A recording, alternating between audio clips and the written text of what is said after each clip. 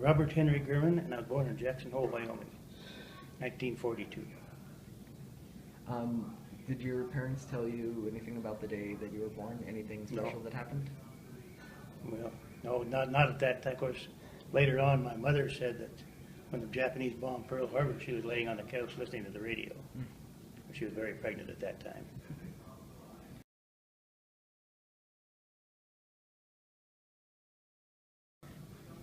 Playing in the big pine trees in Jackson Hole, yeah.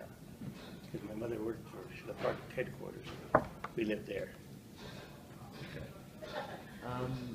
So, do you remember the house that you grew up in?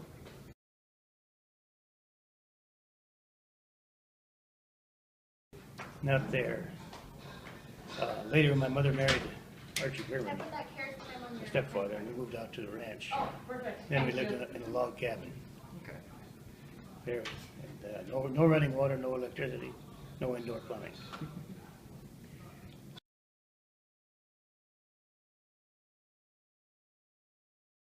He was a cattle rancher.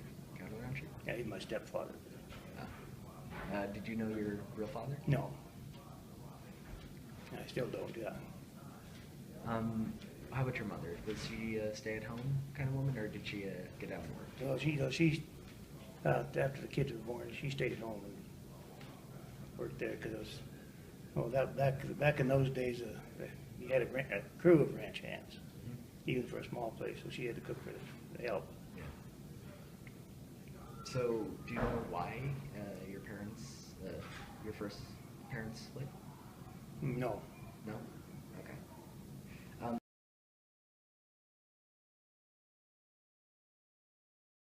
Yeah, except she died at a pretty young age, smoking and COPD and such.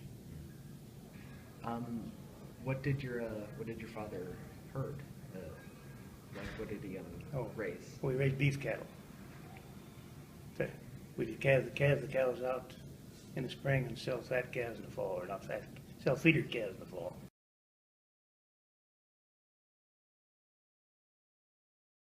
Well, my dad and his brothers, I keep referring to my stepfather and my dad, so I'll do that. You're fine. And he and his brothers owned the place because from their father. And so their father died, and they were going to split up the ranch, and so they each got their share, and my dad moved to Montana to buy his own ranch. And then a generation later, we ran into the same thing.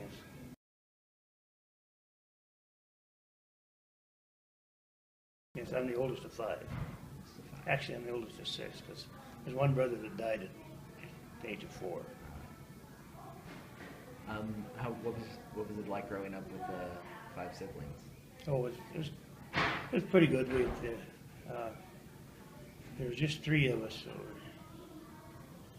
we were fairly close in age. I'm 22 years older than my youngest sister, and 16 years older than the next. So there's quite a wide spread in there.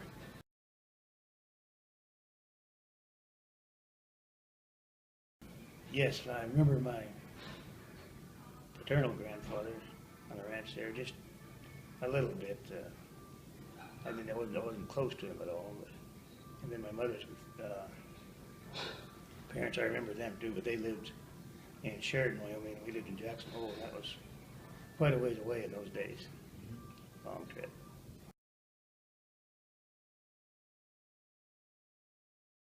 You know, I was the more quiet type, studious. Like to read a lot. So, did you get any allowance growing up? No, we needed some money. We got some, and that we did without. Okay. What responsibilities did you have working out at the cattle ranch? Well, until we moved to Montana, I didn't really have any. I was in the 8th grade when we moved. And then after we moved, my brother and I took the place of the hired hands we didn't have anymore. So it was a fixed fence and milk the cows before we went to school, and feed the chickens, and clean the chicken coop. Other than chickens and cattle, did you have any other animals? Oh, we had some horses, just for use. we used the horses to herd the cattle. Right. And that was, yeah, once, later on we had some 4-H sheep, but they didn't last long.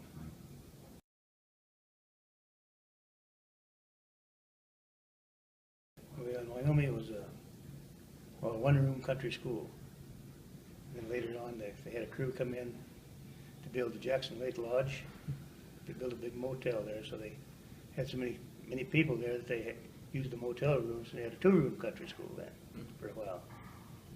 And then we moved to Montana, and it was there was 19 kids in my class, and I was lost. It was a huge school. Were you considered a good student? Yes. What was your favorite subject? Oh, math, Least favorite? English. Why is math your favorite? Oh, I'm good at it. I remember I was in the 3rd grade. There was a couple kids in the second grade. There's a couple kids in the 3rd grade ahead of me, and I was helping them with their work. So the teacher just put us all in the 4th grade the next year.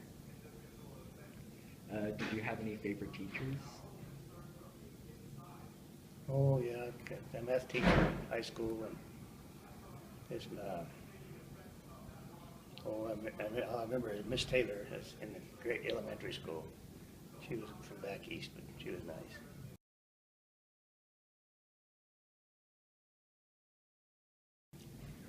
Very rarely. Once in a while, we did a couple times we went out for an overnight camping trip or something like that. Just a short thing, but and once in a while we would drive to Lander to visit cousins and take a 2 or 3 day trip there. Was the drive out there good? It was good. It was 125 miles, but like I say, this is back in the 50s. Cars weren't as good as they are now.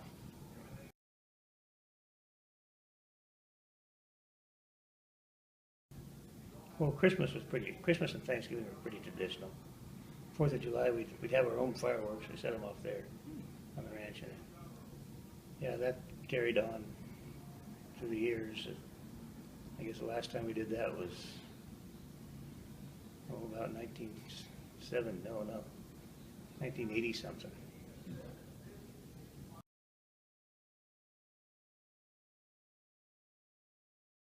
Nope. Well, I knew I wanted to go to college.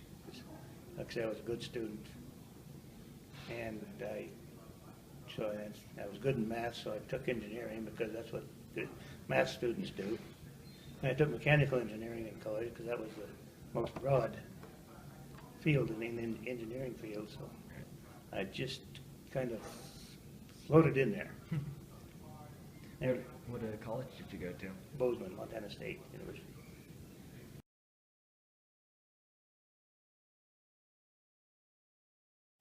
Well, of course, nowadays and then is not the big difference. I think the big difference was growing up out in the country or in town probably was the biggest difference. And of course, back then, like I say, we didn't no indoor plumbing or electricity. I read by a white gas lantern. But we didn't really miss anything. You had one pair of shoes for school, and that's what you wore, but didn't worry about it. It might have been partly because of the one-room schoolhouse, and pretty much everybody was in the same boat.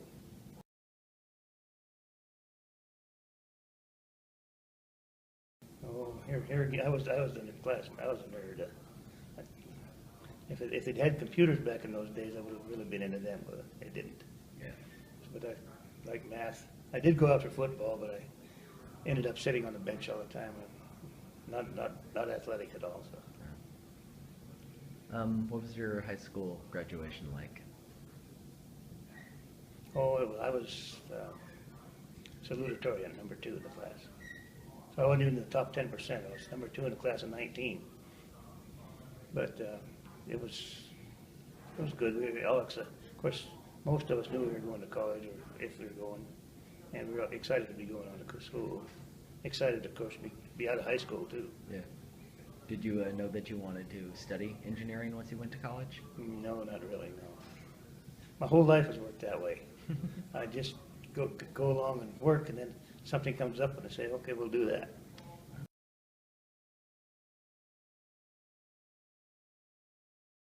And 1960, let's see, 1965 to 1972. 1972. I went through ROTC and went in as a second lieutenant. You said you served in the Vietnam War. Right. So what was your position? Well, I started out when I first went in the Air Force. I went in as an aircraft maintenance officer school. They sent me 3 years to Germany. That was wonderful. But then they said if you wanted to stay in the, and I was having a good time, so I was planning on staying in the Air Force. So they said if you want to do that, you should be rated to become a flying officer. So I applied for navigator school and came back to Sacramento, California for navigator school and got into B-52s. And then from there, stationed at Fairchild, Spokane. We went TDY over to Thailand, and that's where we went in the war. We were only there for like 4 or 5 months at a time.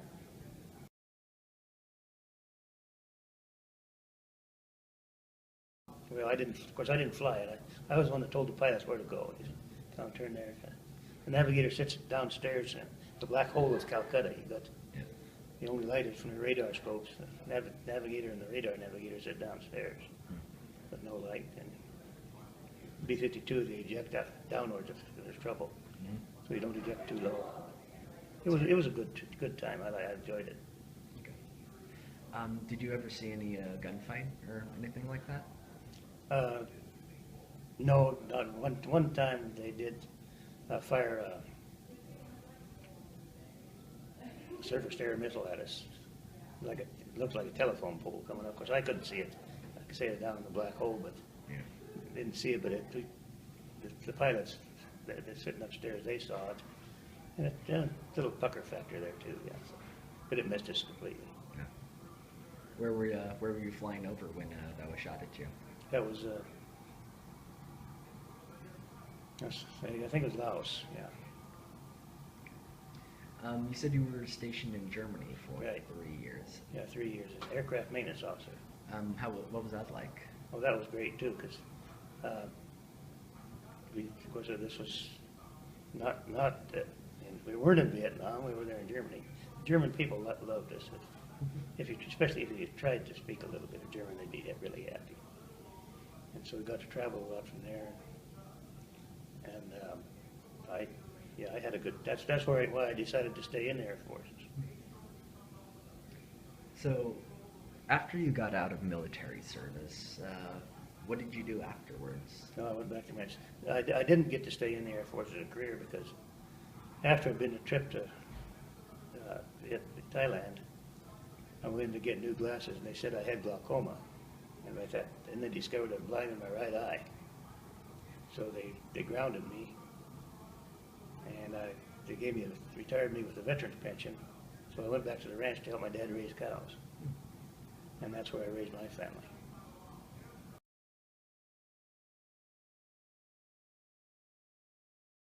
You got two daughters. One lives here in Missoula and one in Nevada. Okay.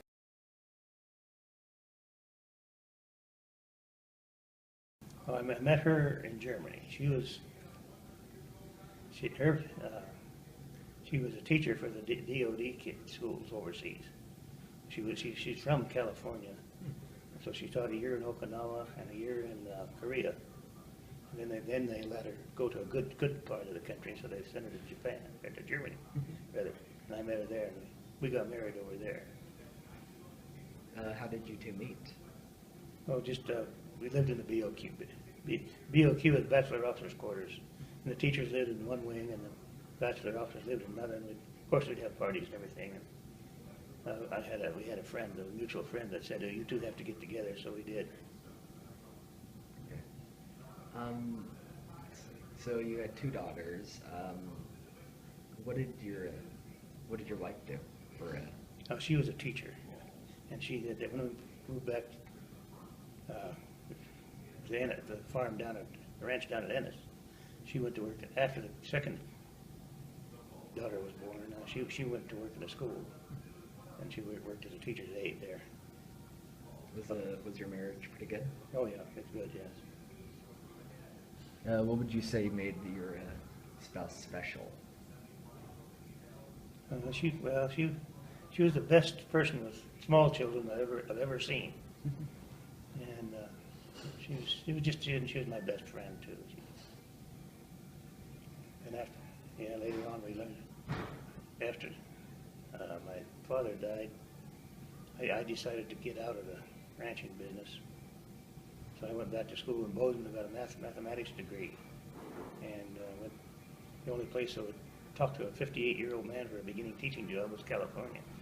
So we moved back down to California. But my teaching job only lasted a year there.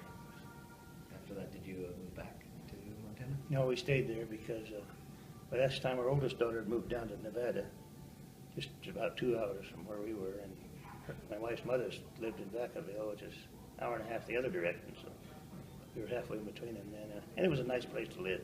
We had quite a few friends there. So.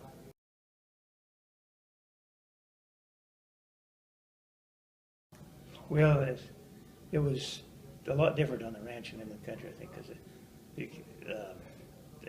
it seems like in town you always hear about they don't need to have enough to do, enough to do. But on the ranch, there's always something that you can get them out to do. And they get to work outside and they learn more about that kind of thing. So.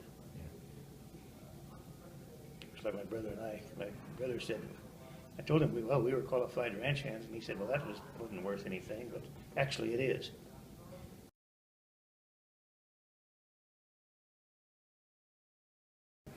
Just seeing the kids grow up and do and develop and do their own thing, and sometimes it takes a while, but you hang in there, and they're doing just great now.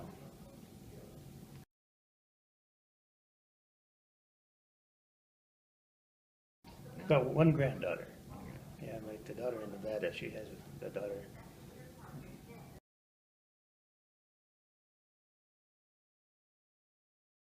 Oh, patience, curiosity,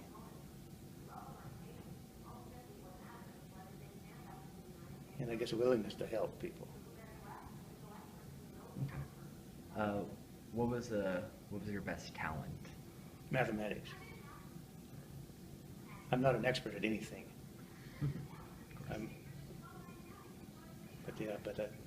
good at mathematics. But it's I never became an expert. I'm more of a jack of all trades and master of none, I guess is what they say.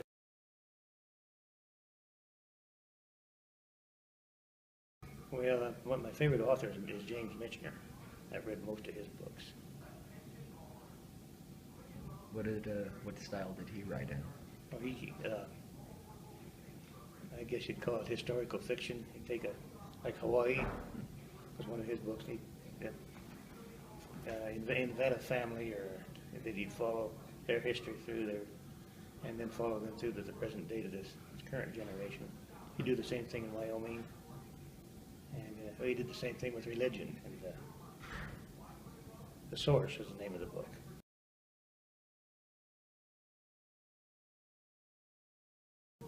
Oh, of course, President Washington, President Eisenhower, General Eisenhower,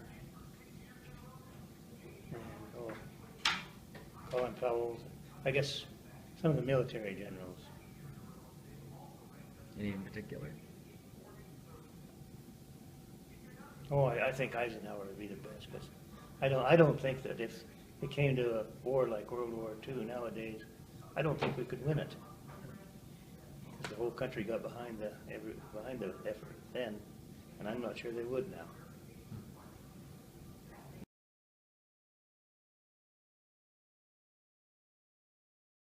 Well, $1 million isn't what it used to be, but I guess I'd invest it and try and pass it on to my kids at this point in life, because I've here as long as I've got enough money to live here and a little bit extra to travel, I'm doing good here, so I don't need a lot of extra. Mm-hmm.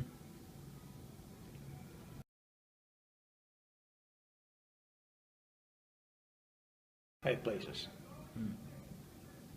Does that still hold true today? It still holds true, yes. We were building a shop and had to put some screws out on the roofs. So instead of kneeling out the edge of the roof, I'd lay on it toward the center and reach out to the edge of the roof to put the screws in. I still don't like high places. Yeah.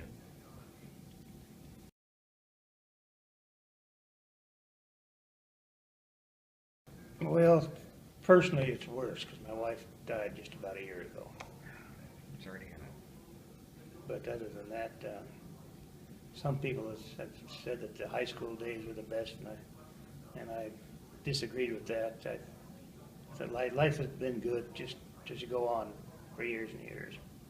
But like I say, right now it's taking a turn for the worse for me.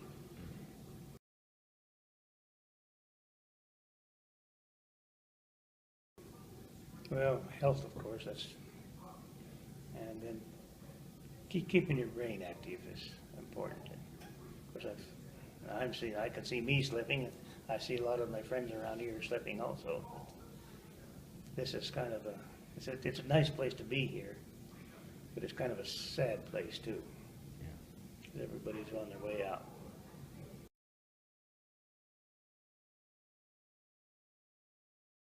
Oh, I can't ever say I had any really serious goals in my life, just other than raise a family and see that they do well. But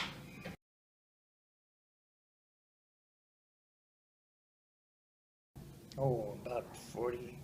That time I was still healthy enough to do things and old enough to be smarter.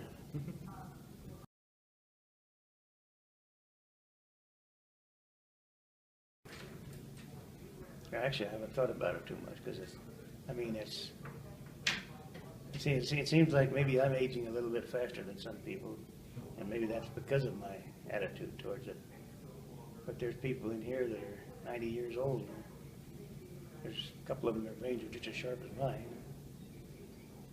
But I'm 15 to 20 years younger than most people here. So, what were your parents like when they grew older?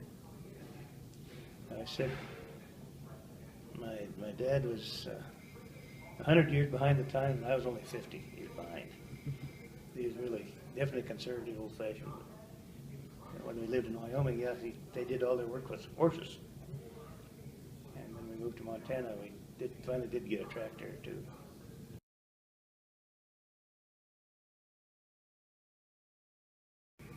Oh, nothing big that I can think of. It's just, I guess I wish there had been, I don't know, braver. Or I wish I'd learned to dance, things like that. But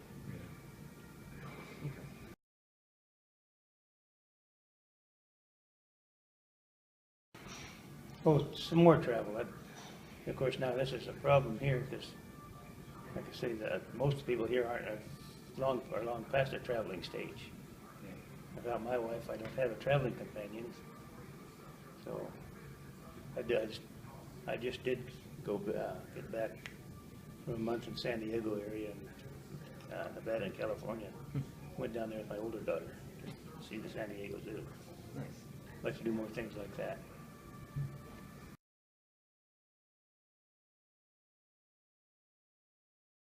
I guess maybe the fact that I got to grow up and raise my family in a rural area.